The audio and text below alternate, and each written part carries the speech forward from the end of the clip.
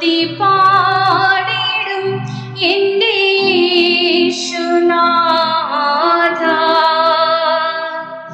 എനിക്കായി നീ ചെയ്തൊരു നന്മയ്ക്കും ഇന്നു നന്ദി ചൊല്ലുന്നു ഞാൻ.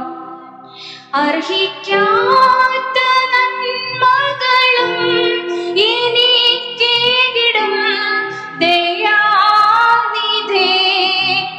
യാചിക്കാത്ത നന്മകൾ പോലും എനിക്കേകിയോനു സ്തുതി.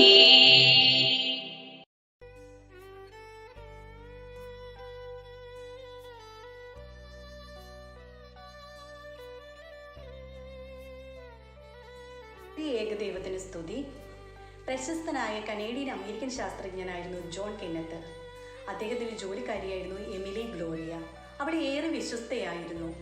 ഒരിക്കൽ ഏറെ ക്ഷീണിതനായ ജോൺ കെന്നത്ത് ഉറങ്ങുന്നതിന് മുൻപായി ഗ്ലോറിയയോട് ഇപ്രകാരം പറഞ്ഞു: ഞാൻ ഏറെ ക്ഷീണിതനാണ്. ഞാൻ ഉറങ്ങി എഴുന്നേൽക്കും വരെ എനിക്ക് വരുന്ന ഫോൺ കോളുകൾ നീ എനിക്കായി അറ്റൻഡ് ചെയ്യണം. അദ്ദേഹം ഉറങ്ങിയ ശേഷം വൈറ്റ് ഹൗസിൽ നിന്നും American president Lyndon Johnson വിളിക്കുകയുണ്ടായി.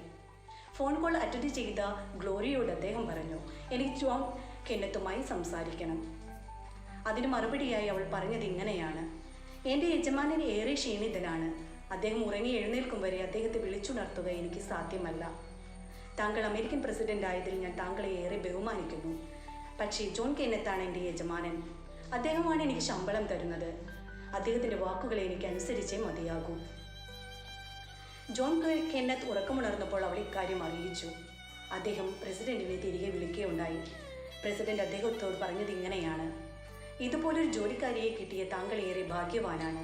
White ഹൗസിലേക്ക് ഒരു ജോലിക്കാരിയുടെ ഒഴിവുണ്ട്. എനിക്ക് ഗ്ലോറിയയെ ജോലിക്കാരിയായി തരണം. അനുസരണത്തിനും വിശ്വസ്തതയ്ക്കും തീർച്ചയായും വലിയൊരു വിലയുണ്ട്.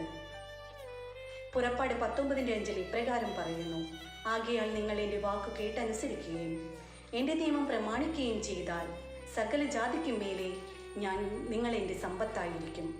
ദൈവനാമം മഹത്വപ്പെടുമാറാകട്ടെ. ദൈവമേ, വിശ്വസ്തരായിരിക്കാൻ ഞങ്ങളെ അനുഗ്രഹിക്കണമേ. ആമേൻ.